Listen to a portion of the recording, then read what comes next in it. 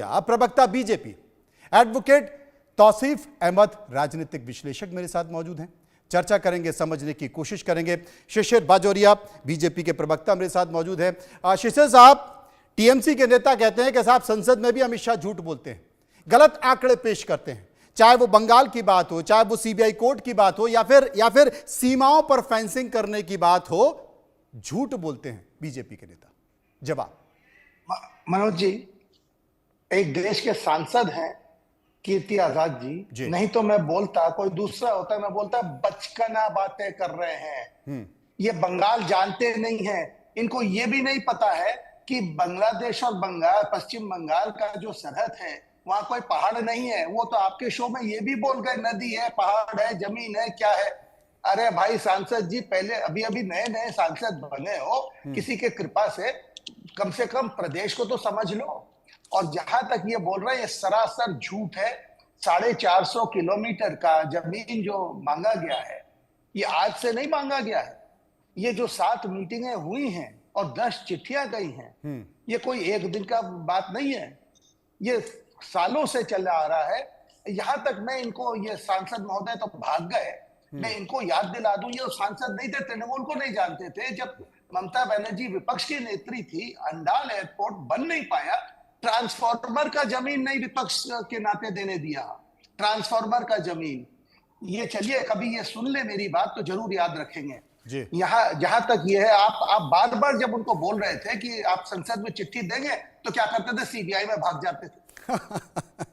जितना झूठ आज आपके चैनल में बोले हैं, मैं इनको अभी भी माननीय सांसद बोलूंगा, क्योंकि अपना प्रथा यही है कि उनको माननीय सांसद हम बोलते हैं। मैंने इसलिए पूछा कि माननीय सांसद को हक है, अगर संसद में देश के गृह मंत्री अमित शाह बोल रहे हैं, वो तथ्यों के साथ कह रहे हैं कि मैंने 10 डीओ लेटर बतौर गृह मंत्री बंगाल की सरकार को, पश्चिम बंगाल की सरकार को भेजे हैं, जवाब नहीं आ रहा है।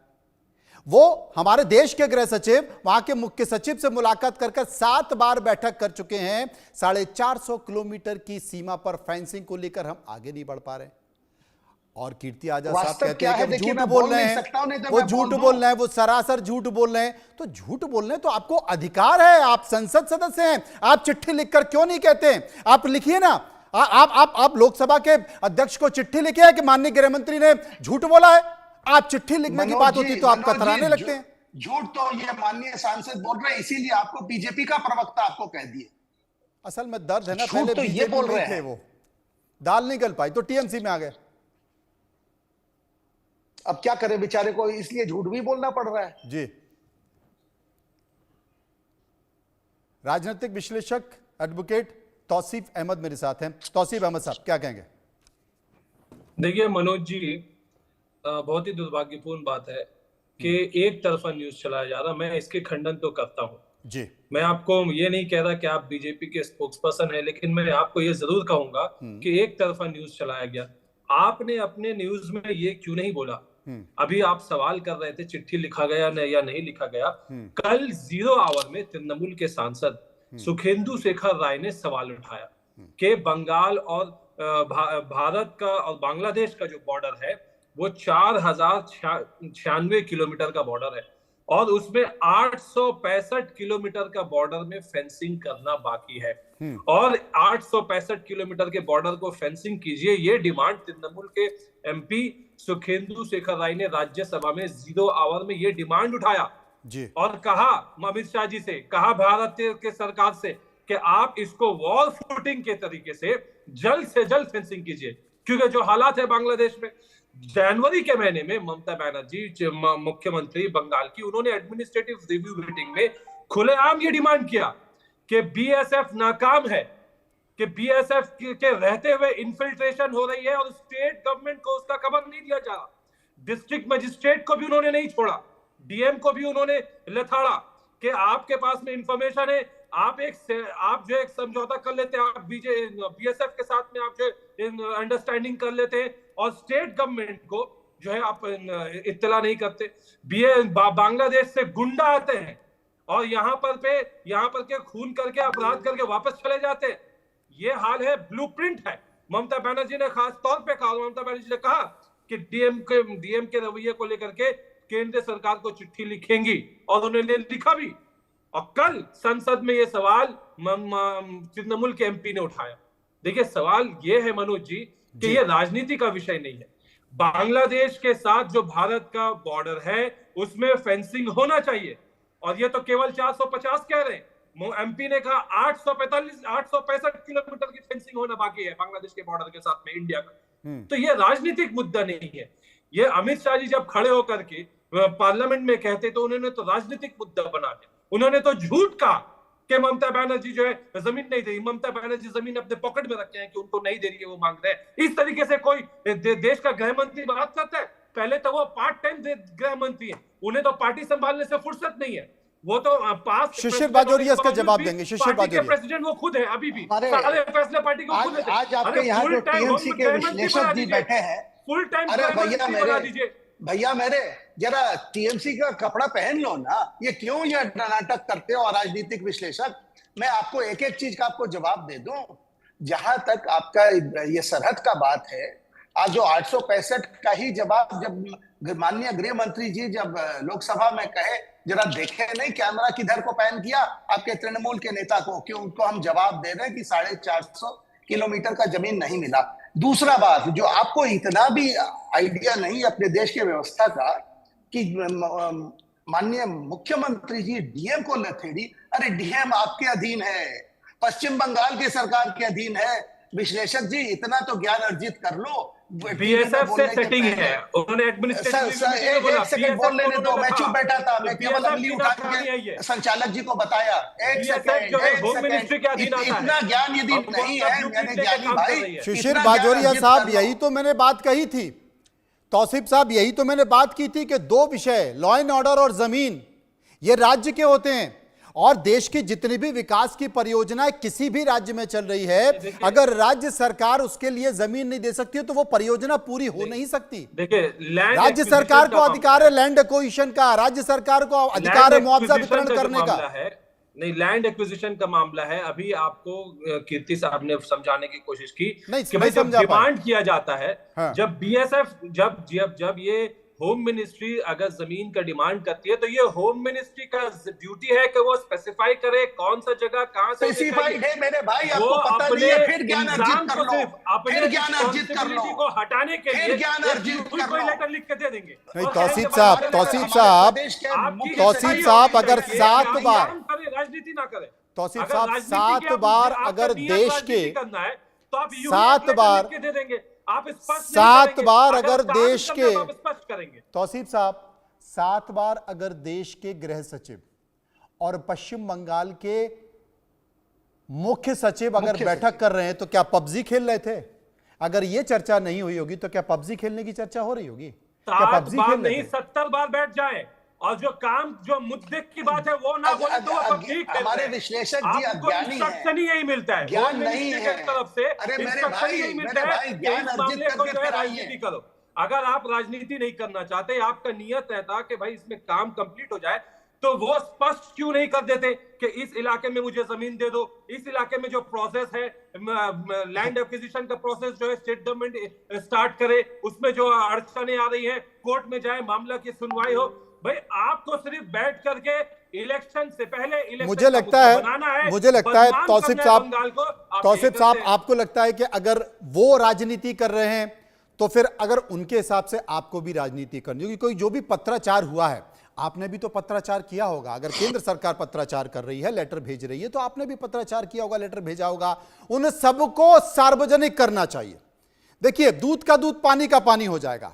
आप प्रेस कॉन्फ्रेंस कीजिए, मैं आपसे कहता हूं टीएमसी को प्रेस कॉन्फ्रेंस करना चाहिए, ममता बनर्जी को प्रेस कॉन्फ्रेंस करना चाहिए, कीर्ति आजाद उस प्रेस कॉन्फ्रेंस में बैठे और लिखे कि देखिए हमने कितनी बार ये पत्र भेजे, कितनी बार ये पत्र लिखे जिसमें हमने कहा कि आप हमको आइडेंटिफाई जमीन दीजिए, लेकिन हमें कोई उसका जवाब नहीं आया। दूध का दूध पानी का पानी हो जाएगा कि राजनीति कौन कर रहा है कौन नहीं। लेकिन इस बीच बीजेपी के सांसद हैं सौमित्र खान, वो इस मसले पर क्या कह रहे हैं एक बार सुन लेते हैं। संजय शर्मा ने उनसे बात की। बीजेपी के वरिष्ठ नेता सांसद बंगाल से हमारे साथ में मौजूद है। सर, अमित शाह जी ने कल आरोप लगाया ममता बनर्जी पर कि वो रोहिंग्या और बांग्लादेशियों को घुसपैठ को बढ़ावा दे रही है पश्चिम बंगाल में। ममता बंदोपाध्याय 100% उसका मानसिक रूप से वो इंडियन नहीं है। और 100% वो जो रोहिंग्या लेके आ रहा है, फिर इंडियन आपका आधार कार्ड और वोटर कार्ड बना दे रहे, पर वहां से सप्लाई दे रहे पूरा भारतवर्ष को। अभी भारत खतरे में है। अमित शाह जी ने जो बिल लेके आया, इसका हर स्टेट में, हम तो बोलेंगे हर स्टेट में इसका तदंत होना चाहिए। जो भी बांग्लादेशी रोहिंग्या को देखेंगे पकड़ के उसको जेल में अंदर डालना चाहिए। सिर्फ फेंसिंग के लिए जमीन नहीं दे रही पश्चिम बंगाल सरकार। अमित शाह ने आरोप लगाया कि 10-10 रिमाइंडर दिए हैं गृह मंत्रालय ने, उसके बावजूद भी फेंसिंग के लिए जमीन देने को तैयार नहीं पश्चिम बंगाल सरकार। पूरे के पूरा विश्व का जितने सारे टेररिस्ट है ममता बनर्जी लेके आ रहा है, तो अभी उसलिए वो जमीन नहीं देगा क्योंकि वो फॉरेंसिक कल्चर से चलती है। उसका मानसिक रूप से उसका इंडियन नहीं है, मतलब मानसिक रूप से वो इंडियन नहीं है, इसलिए वो जितने सारे टेररिस्ट है सबके साथ आप अंदर में पता चलेगा तो उसके साथ जुड़े थे। सर, ऑक्सफोर्ड यूनिवर्सिटी में ममता बनर्जी ने कहा कि वो भारत की आर्थिक स्थिति पर जो विश्व की जो रिपोर्ट है उससे वो सहमत नहीं है, इस पर उनका विरोध हुआ है। अरे उनका तो बोल रहा ना, वो कोई भी फॉरेंसिक एजेंसी के साथ युक्त है जो भारत सरकार का खिलाफ है, जो भारत वर्ष का खिलाफ है, वो उनके साथ जुड़ा हुआ है। वो इंग्लैंड जो गया है उसका इतने सारे जो ब्लैक मनी है, ब्लैक मनी इंग्लैंड में पाचार किया है, उसी को कहाँ से रखना करेंगे, उसी को रखने के लिए उस बात करने के लिए गया और कुछ नहीं। तो ये थे बंगाल के बीजेपी के सांसद जिनका कहना है कि ममता बनर्जी ने दुनिया के जितने भी आतंकवादी संगठन उन सभी को पश्चिम बंगाल में पनाह दे रखी। Sanjay Sharma, India News Delhi. Shishir Bajoria BJP के प्रवक्ता मेरे साथ है। शिशिर साहब, मुझे लगता है शायद थोड़ा ज़्यादा जोश में कुछ ज़्यादा कह गए। उन्होंने कह दिया कि जितने भी आतंकी हैं ममता बनर्जी सारे आतंकियों को लेकर आ रही हैं, ममता बनर्जी अंदर से भारतीय है ही नहीं है। थोड़ा लगता है भावनाओं में बह गए सौमित्र जी। देखिए, ऐसा है, ये भावना में बहने का ये जो अभी जो आपके दर्शक देख रहे हैं, हाँ, भावना में तो कोई भी आदमी यही जाएगा, जबकि करण बिलिमोरिया जी जो कि वो सांसद हैं ब्रिटानिया के ऊपरी कक्ष के, जो हाउस ऑफ लॉर्ड बोलते हैं हम लोग, वहां से सांसद हैं, वो बोल रहे हैं कि भारत देश हमें पीछे छोड़ के 6वें से 5वें में गया, 5वें से 3रे में और प्रथम स्थान में जाएगा। ये कौन है? ये उस देश के सांसद है। इससे तो कोई को भी गर्व होना चाहिए, मगर जरा उनका जो प्रतिक्रिया देखिए। हमारी माननीय मुख्यमंत्री महोदया है, मेरी माननीय मुख्यमंत्री महोदया है, उसका खंडन करती हैं। ये कभी कोई भारतीय करेगा? कभी कोई करेगा? इससे आदमी को क्या अपना परिचय दे रही है। जहां तक ये जो आतंकवादियों का है, कितने आतंकवादी पकड़े गए हैं, कभी पश्चिम बंगाल सरकार मदद किया है? ये जो बार बार बीएसएफ को दोषारोप करते हैं, जरा ये पूछ लीजिए कि जब बीएसएफ किसी को पकड़ता है हिरासत में तो ले नहीं सकता, उसको पश्चिम बंगाल पुलिस को देना पड़ता है, क्योंकि हमारे देश का कानून व्यवस्था यही है। जैसे दो वो उधर छूटा, उसको बेल मिलता है। और फिर बोलते हैं कि बीएसएफ। जब बीएसएफ का दायरा 50 किलोमीटर का हुआ तो माननीय मुख्यमंत्री महोदया का आदेश था अपने पार्टी वर्करों को कि बीएसएफ के संग सहमत मत बनो, उनका मदद मत करो, उनके खिलाफ जाओ। पश्चिम बंगाल के पुलिस को बोला गया कि बीएसएफ के खिलाफ जाओ। ये हमारे माननीय मुख्यमंत्री महोदया खुद बोलती है। अब ये सब सुन के कोई क्या सोचे? मुझे लगता है कि राजनीतिक मतभेद के साथ साथ अगर देश की सुरक्षा की बात आ जाती है तो इस तरह की चीजें थोड़ा परेशानी पैदा करती हैं। लेकिन इन सब के बीच ऑक्सफोर्ड में ममता बनर्जी की स्पीच पर बीजेपी, टीएमसी और कांग्रेस के नेताओं ने क्या कहा है, एक बार ये भी सुनिए। देखिए, ये तो पहले से मालूम था। मैंने भी बोला था कि ममता बनर्जी लंदन जा रहे हैं, भाषण देंगे तो वहाँ के लोग पूछेंगे आरजीकर में क्या हुआ। आज आरजीकर जैसा घटना तो पूरा बंगाल में हो रही है। महिलाओं की कोई सुरक्षा नहीं, सबसे नाबालिग का शादी लड़कियों की बंगाल में हो रही है। हजारों लड़कियां प्रेग्नेंट है, अंडर एज। क्यों हो रहा है? ये क्या चल रहा है समाज में, ये सबको मालूम है। तो वो अगर प्रश्नों को करेगा, उत्तर देना है। आप बिगड़ जाएंगे, नाराज हो जाएंगे, कौन छोड़ेगा आपको? I totally condemn it. Oxford University is not Mamta's own place. She went there on invitation. So, what can we do? It is for the Oxford University authorities and the England police to take steps in this matter. Besides this, I have no personal information. Mamata Banerjee जी के साथ जो कुछ भी हुआ, उनका दल, उनकी party उसका प्रतिकार करेगी, बोलेगी।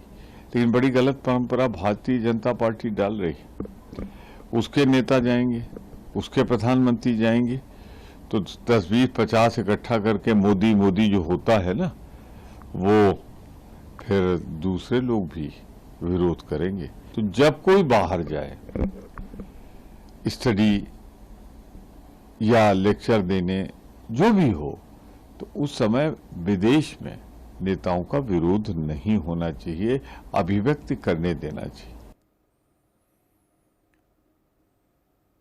तौसीफ साहब मेरे साथ मौजूद हैं। तौसीफ साहब, ये बड़ी गलत परंपरा है, प्रमोद तिवारी कह रहे थे, और अगर ये परंपरा पड़ गई तो देश के नेताओं का विरोध फिर इधर के लोगों का भी होगा और उधर के लोगों का भी होगा। देखिए, परंपरा के खिलाफ तो है ही। ममता बनर्जी ने कल जब विरोध प्रदर्शन के लिए लोग घुस गए इलीगल तरीके से, तो उन्होंने बहुत एक अच्छा बात उन्होंने कहा कि आप लोग ममता बनर्जी को इंसल्ट नहीं कर रहे हो, आप लोग अपने इंस्टीट्यूट का इंसल्ट कर रहे हो। क्योंकि ऑक्सफोर्ड यूनिवर्सिटी के जिस कॉलेज में, जिस ऑडिटोरियम में ममता बनर्जी को बुलाया गया, वो उन्हें इनवाइट करके बुलाया गया था, और ऐसे में वहां पे लोग घुस करके अगर नाराबाजी करें, स्लोगन करें एक चीफ मिनिस्टर के खिलाफ जो कि वहां पे इनविटेशन में आई हुई है, तो वो इनका कुछ इंसल्ट नहीं कर रहे। ममता बनर्जी का कोई इंसल्ट उसमें नहीं हो रहा, इंसल्ट उनके खुद का हो रहा है, उनके खुद के इंस्टीट्यूट का वो कर रहे हैं। और मुझे पूरा उम्मीद है कि इंस्टीट्यूट जो है इन लोगों के खिलाफ जो है कार्रवाई जरूर करेगी, क्योंकि ये तरीका नहीं होता।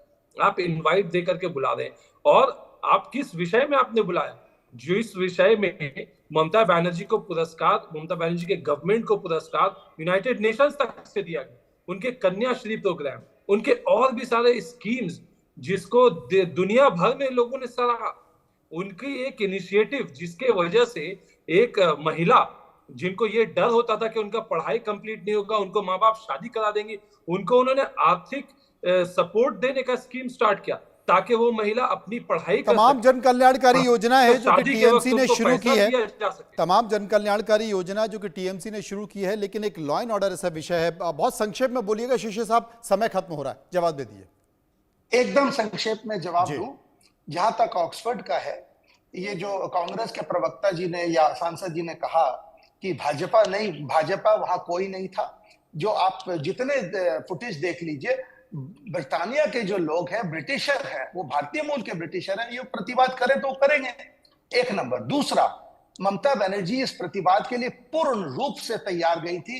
एक फोटो उन्होंने दिखाया, बड़ा पोस्टर, जबकि सिर में पट्टी बंधा हुआ है, आप जरा गूगल कर लीजिएगा, वो फोटो है 16 अगस्त 1990 1990 का वो दृश्य का फोटो। मतलब कितने तैयारी से गई थी वो फोटो का पोस्टर। नहीं तो पोस्टर देखिए, एआई भी चंद मिनटों में नहीं बना देता। ये तमाम सारी चीजें, और शायद इसी को लेकर आरोप प्रत्यारोप का दौर चल रहा है। बहुत बहुत शुक्रिया करूंगा शीशे साहब का, शुक्रिया करूंगा मैं तौसीफ साहब का, शुक्रिया करूंगा जो विस्तार से मेरे साथ चर्चा कर रहे थे। आगे बढ़ते हैं और बात करते हैं कैसे जलजले की जिसने म्यांमार और थाईलैंड को हिला दिया।